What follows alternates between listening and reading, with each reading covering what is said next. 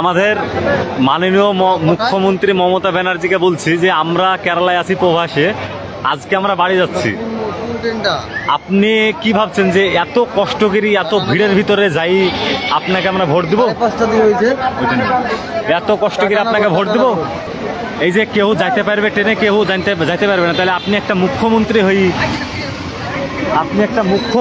আপনি কি করে ভাবলেন যে আমরা এত কষ্ট করি যে আপনাকে ভোটটা দিব? আমরা ধরেন তাহলে আপনি যে মুখ্যমন্ত্রী আপনি যে একটা মানে মুখ্যমন্ত্রী কি করে ভাবলেন যে কেরালা থেকে এত কষ্ট করে যে আপনাকে ভোট দিব?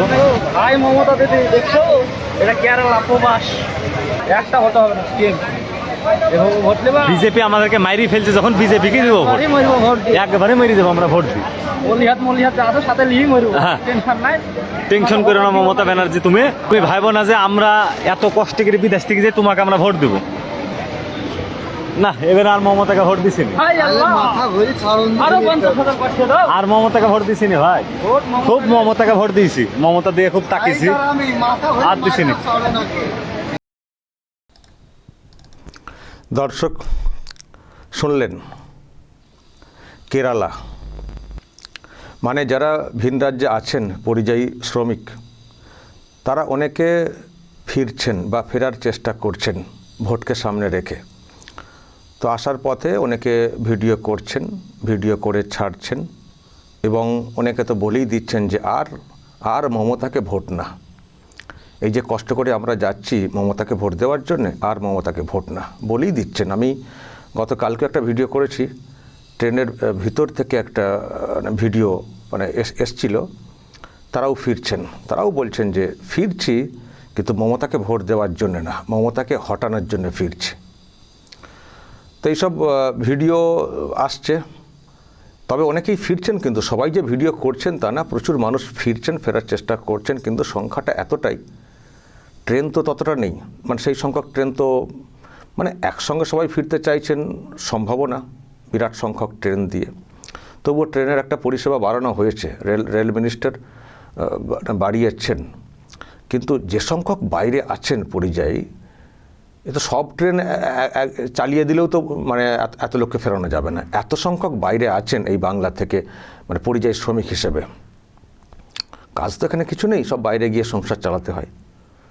তো তারা যারা ফিরছেন তারা এইসব বলছেন। কিন্তু দর্শক, আমি একটা খবর পাচ্ছি, সেটা হচ্ছে যে এখানকার শাসকের তরফ থেকে যেসব মুসলিম পরিযায়ী শ্রমিকরা আছেন ভিন রাজ্যে, তাদেরকে ফোন করে করে বলা হচ্ছে, মুসলিমদেরকে বেশি বলা হচ্ছে, হিন্দু যারা তাদের উদ্দেশ্যে বেশি বলা হচ্ছে না শাসকের তরফ থেকে। যারা মুসলিম তাদেরকে নাকি বলা হচ্ছে যে আপনাদেরকে ফিরতেই হবে, না হলে কিন্তু মুশকিল, নাম থাকবে না, নাম কেটে যাবে, ফিরতেই হবে। কিন্তু হিন্দু সনাতনী যারা, তাদের উদ্দেশ্যে কিন্তু এই রকম ভয় দেখানো বা এইসব কিছু হচ্ছে না। ব্যাপারটা কি?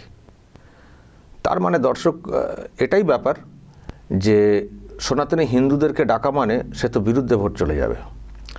এখানকার শাসকের যারা কোথাও একটা ধারণা হয়ে গেছে সনাতনী হিন্দু মানে ভোট দেবেন না, বিশেষ করে যারা সাধারণ তারা ভোট দেবেন না। যারা পকেট মোটা করে ফেলেছেন তারা দেবেন, তাদের পকেটটা ঠিক রাখতে হবে, বা দুর্নীতি চুরি থেকে নিজেদেরকে বাঁচাতে হবে, তারা হয়তো দেবেন, খুব যারা সুবিধা পেয়েছেন। কিন্তু সাধারণ পরিযায়ী যারা শ্রমিক, সাধারণ মানুষ, তারা কেন ভোটটা দেবেন তৃণমূল কংগ্রেসকে? ফলে হিন্দু সনাতনী এলে তারা ভোটটা বিজেপিকে দেবেন না, কিন্তু মুসলিমরা এলে তারা কিন্তু ভোটটা দিতে পারেন।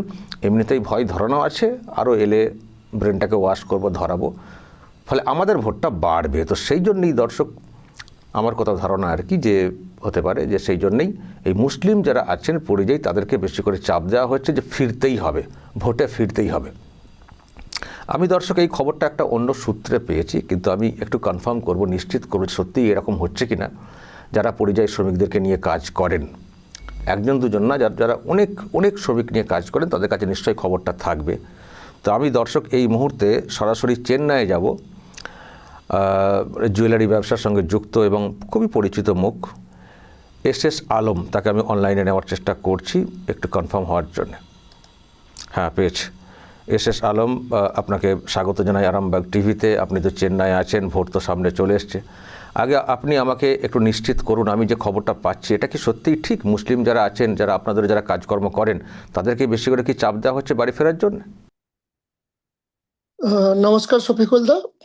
এই সময় নিয়ার অ্যাবাউট 1,25,00,000 থেকে 1.5 কোটি পরিযায়ী শ্রমিক আছে ভিন্ন রাজ্যে, যার মধ্যে নিয়ার অ্যাবাউট 50-60% মুসলিম পরিযায়ী শ্রমিক।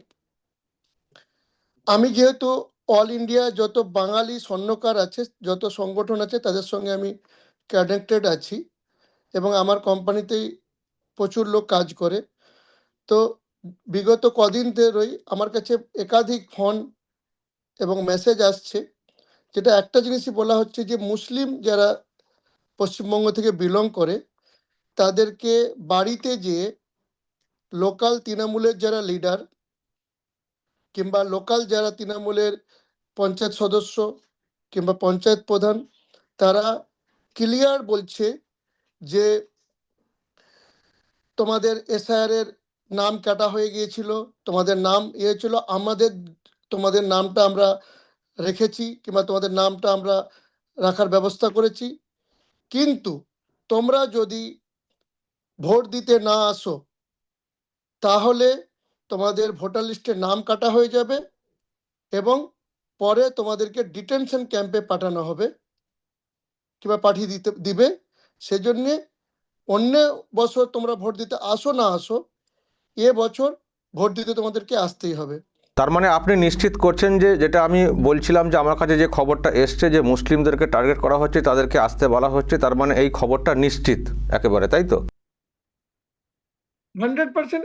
আমি শফিকুল দা একটা জিনিস, আমি যারা লোকাল প্রশাসনে আছে শাসক দলের, তাদেরকে আমি জিজ্ঞাসা করব যে আপনি কে এসআইআর এর নাম লিস্টে রাখার?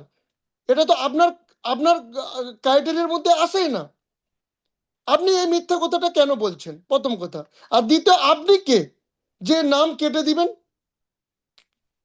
আর আপনি কে যে আপনি তাদেরকে ডিটেনশন ক্যাম্পে পাঠাবেন? তার মানে আপনি একটা ভয়ের সন্ত্রাস তৈরি করে আপনি চাইছেন যে মুসলিমরা আসুক, তাদেরকে এনে আপনারা ব্রেন ওয়াশ করবেন কিংবা যা করে হোক। আপনারা জানেন যে মুসলিমরা এলে ওই ভোটটা তৃণমূলের খাতায় যাবে, আপনারা আপনাদের মার্জিন বাড়াতে চাইছেন। তার মানে কতটা সত্যিই চালাকি করার চেষ্টা হচ্ছে এটা আমরা পরিষ্কার বুঝতে পারছি। যাই হোক, আপনি খবরটাকে নিশ্চিত করলেন, আপনাকে ধন্যবাদ। কিন্তু আপনি এখন কোথাকার ভোটার? দেখুন, আমি পশ্চিমবঙ্গের মেদিনীপুর ডিস্ট্রিক্টের দাসপুর থানা, আমার গ্রামের ভোটার। আমি শফিকুলদা একটা জিনিস বলবো যে আমরাও চেষ্টা করছি যে ভিন্ন রাজ্য থেকে যারা প্রকৃত ভোট দিতে যেতে চায় তাদের যেভাবে যেতে পারে তার জন্যে যা যা প্রয়োজন ব্যবস্থা আমরা নিচ্ছি এবং আমরা চেষ্টা করছি যে পশ্চিমবঙ্গে তারা যাক, তাদের পছন্দের পার্টিকে তারা যে ভোট দুক।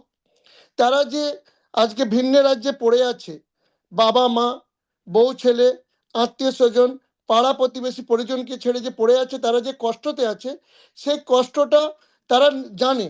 তারা নিশ্চয়ই ঠিক ডিসিশন নেবে যে কোন পার্টিকে তাদের ভোট দেওয়া দরকার, তারা ভুল ডিসিশন নেবে না। আর এছাড়া আমি বলছি, যারা পরিযায়ী শ্রমিক আছে ভিন্ন রাজ্যে, এই যে পশ্চিমবঙ্গে যে একটা বাতাবরণ সৃষ্টি হয়েছে যে বিজেপি এলেই সব মুসলমানদের অবস্থা খারাপ হয়ে যাবে। আচ্ছা বলুন তো শফিকুল দা, যারা ভিন্ন রাজ্যে পরিযায়ী শ্রমিক আছে, যার মধ্যে বেশি অংশ গুজরাটে, মহারাষ্ট্রে, মধ্যপ্রদেশে, উত্তরপ্রদেশে, দিল্লিতে, এখানে তো সবেতেই ছত্তিশগড়ে, বিহারে, এখানে তো সব বিজেপি সরকার। এখানে কি মুসলিমদেরকে মেরে কেটে ফেলে দেওয়া হচ্ছে? এখানে যে যখন মুসলিমরা পরিযায় হয়ে সেখানে কাজ করে খেতে পাচ্ছে, রোজগার করে পরিবারকে পয়সা পাঠাতে পারছে, তাহলে পশ্চিমবঙ্গে মুসলিমদের কেন খারাপ অবস্থা হবে? কি করে হবে? এই ভুল বার্তাটা কেন দেওয়া হচ্ছে?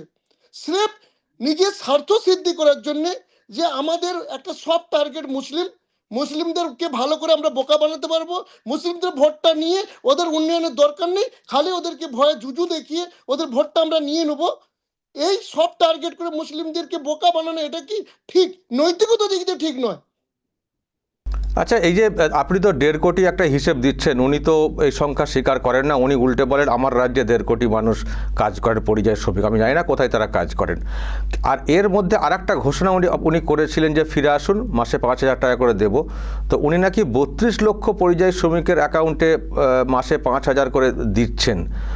মানে আপনার কাছে এরকম কোনো খবর আছে? আপনার পরিচিত কেউ টাকা পয়সা পাচ্ছেন নাকি এই টাকাটাও সব মানে ওই আর কি লোপাট হয়ে যাচ্ছে? কি খবর আছে আপনার কাছে? দেখুন, আমি যে 1.5 কোটি পরিসংখ্যা দিচ্ছি, আমাদের কাছে একটা একজ্যাক্ট ডেটা না থাকলে একটা স্ট্যাটিস্টিক ডেটা আছে। সেই হিসাবে নিয়ার অ্যাবাউট 40 থেকে 50 লক্ষ লোক আছে জুয়েলারি ইন্ডাস্ট্রিতে। দ্বিতীয় আছে সফটওয়্যার ইন্ডাস্ট্রিতে, যেখানে 15 থেকে 25 লাখের মতন। তৃতীয় আছে রিয়েল এস্টেট ইন্ডাস্ট্রিতে, রিয়েল এস্টেটের নানান কাজ, সিভিল ওয়ার্ক থেকে চালু করে ফার্নিচার, সেখানে আছে প্রায় 25 থেকে 30 লক্ষ। এছাড়া হোটেল ইন্ডাস্ট্রি অ্যান্ড ট্যুরিজম ইন্ডাস্ট্রিতে, যেখানে আছে প্রায় 15 থেকে 25 লক্ষ। এছাড়া আদার যেসব ছোটোখাটো ইন্ডাস্ট্রি, যেমন গার্মেন্ট ইন্ডাস্ট্রি, সেখানেও আছে 5 থেকে 10 লাখ। এছাড়া আদার যেসব এনসিলারি ছোটোখাটো ইন্ডাস্ট্রি আছে, সেখানেও একটা বড় সংখ্যক মানুষ কাজ করে। তো আমরা যতটা জানি, আমাদের কাছে যতটা ইনফরমেশন আছে, তার মধ্যে সবচেয়ে বেশি ইনফরমেশন আমাদের কাছে সোনার লাইনের আছে, জুয়েলারি ইন্ডাস্ট্রি আছে। Jewellery industry not for gold, gold ছাড়া সিলভার আছে, স্টোন আছে, ডায়মন্ড আছে, লাভগুলো ডায়মন্ড আছে, ফ্যাশন জুয়েলারি আছে। আমাদের কাছে যতটা ইনফরমেশন আছে, সেই হিসাবে জুয়েলারি ইন্ডাস্ট্রির কেউ কোনো টাকা পায়নি। যদি পেয়ে থাকে, তাহলে আমি আপনার সংবাদ মাধ্যমে আমি বলবো বেশি নয়। আমরা তো বলছি 40 থেকে 50 লক্ষ আমাদের স্বর্ণকার আছে ভিন্ন রাজ্যে। আমাদেরকে 50টা আমাদেরকে নাম দিয়ে দিন যে তারা প্রকৃত স্বর্ণশিল্পী, তারা প্রকৃত ভিন্ন রাজ্যে ছিল। আমাদের একটু নলেজ হবে, আমরা এটা চাইছি সরকারের কাছ থেকে। যদি সরকার দিতে পারেন, আমরা খুশি হব। এবং এবং এবং অত্যাচারের কারণে ফিরে গেছেন, অত্যাচারের কারণে, বাংলায় কথা বললেই অত্যাচার, এই অত্যাচারের কারণে ফিরে গেছেন। আপনি বলছেন সেই ঠিকানা, নাম ঠিকানা একটু দিলে ভালো হয়, তাই তো? দেখুন, অত্যাচারের ঘটনা যেটা এসেছিল, এর আগেও আমি আপনার সঙ্গে একটা প্রতিবেদন করেছিলাম। সেখানে আমি বলেছিলাম যে ভিন্ন রাজ্যে, অনেক রাজ্যেতে টেররিস্টের প্রবলেমের জন্যে, সেই মাইগ্রেন্ট লোক প্রবলেমের জন্যে কিছু পুলিশ ভেরিফিকেশন হয়েছিল। পুলিশ ভেরিফিকেশনে যাদের তথ্য প্রমাণ সব ঠিকঠাক ছিল, তাদেরকে কোনো হ্যারাসমেন্ট করা হয়নি। কিছু জায়গায় যাদের তথ্য প্রমাণ ছিল না, তাদেরকে ডিস্টার্ব করতে হয়েছে, যারা তথ্য প্রমাণ ঠিক মতন দিতে পারেনি। এছাড়া নিজেদের কিছু প্রবলেমের জন্য কিছু প্রবলেম ক্রিয়েট হয়েছে। সেই প্রবলেমটা পরে দেখিয়েছে যে তারা বাঙালি বলে। অ্যাকচুয়ালি সেটা নয়। আমরা আমার সঙ্গে প্রায় 250টা জুয়েলারি সংগঠনের সঙ্গে কানেকশনে আমি আছি।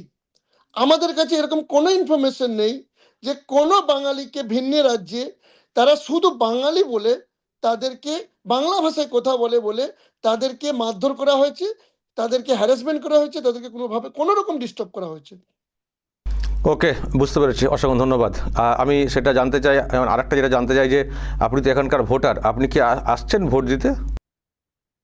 আমি আসছি এবং আমার সপরিবারে আসছি। 23 তারিখে আমার গ্রামের ভোট। আমি লাস্ট 2024-এ ভোট দিইনি, 2021-এ ভোট দিইনি। বাট আপনার সংবাদ মাধ্যমের মধ্যে বলছি যে লাস্ট 50 বছর পশ্চিমবঙ্গ যে রসাতলে চলে গেছে, পশ্চিমবঙ্গকে বাউন্স ব্যাক করানো দরকার।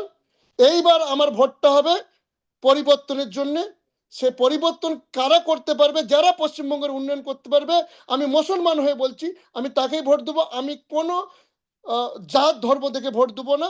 আমার চাই পশ্চিমবঙ্গের উন্নয়ন, উন্নয়ন আর উন্নয়ন। আর যে আমার মনে হবে যে পশ্চিমবঙ্গের উন্নয়ন করতে পারবে। আমরা তো একটা পার্টিকে 34 বছর টাইম দিয়েছিলাম, আমরা তো একটা পার্টিকে 15 বছর টাইম দিয়েছিলাম। 15 বছরে কি মাইগ্রেন যারা পরিযায়ী, তাদের কি সংখ্যা কমেছে না বেড়েছে? একটা পরিচয়, একটা সংখ্যা আনা হোক না। যে এই 15 বছরে আমি যতটুকু জানি, যেহেতু আমি লাস্ট 37 বছর ভিন্ন রাজ্যে আছি, 2011-র আগে পরিযায়ী সংখ্যা ছিল প্রায় 50 লাখ থেকে 60 লাখ। সেটা আজকে দাঁড়িয়েছে 1,25,00,000 থেকে 1.5 কোটি। তারপরে তারা কি করে বলতে পারে যে আমাদের রাজ্যে উন্নয়ন করেছি? কর্মসংস্থান যেখানে নেই, শিক্ষা ব্যবস্থা ভেঙে পড়েছে, স্বাস্থ্য ব্যবস্থা ভেঙে পড়েছে, যে বেসিক যে নেসেসিটি সেটা নেই, corruption corruption corruption corruption, income income income, সবার কাছে কাটমানি কাটমানি কাটমানি। তাহলে এই রাজ্যটা 50 বছর শেষ হয়ে গেছে, এবারে চাই পরিবর্তন, তাই পাল্টানো দরকার। ওকে, পাল্টানো দরকার। ভালো থাকবেন, আপনি আসুন, ভালোভাবে আসবেন, ভোট দিয়ে নিশ্চয়ই পরিবারকে নিয়ে আবার ফিরবেন। আবার যদি ভালো কিছু পরিবেশ তৈরি হয় বাংলাতে, নিশ্চয়ই হয়তো আপনি এখানেও আরও ভালো করে থাকার চিন্তাভাবনা করবেন। ভালো থাকবেন। আপনি খুব ভালো সব তথ্য দিলেন এবং খুব মারাত্মক একটা তার মধ্যে যে এরকম একটা চক্রান্ত চলছে, মুসলিম ভোটারদেরকে জোর করে ভয় দেখিয়ে আনার চেষ্টা, যাতে করে তাদের ভোট ব্যাংকটা মজবুত হয়। অসংখ্য ধন্যবাদ সরাসরি থাকার জন্য। দর্শক, শুনলেন এস আলম চেন্নাই থেকে তথ্য দিলেন, যেটা আমরা বলছিলাম যে খবরটা আমাদের কাছে এসছে, উনি সেটাকে কনফার্ম করলেন এবং তো শুনলেন আর কি বললেন। তবে উনিও ফিরছেন বাংলার পরিবর্তনের জন্য। দর্শক, বলবেন যা বলার এবং নজর রাখবেন আরামবাগ টিভিতে।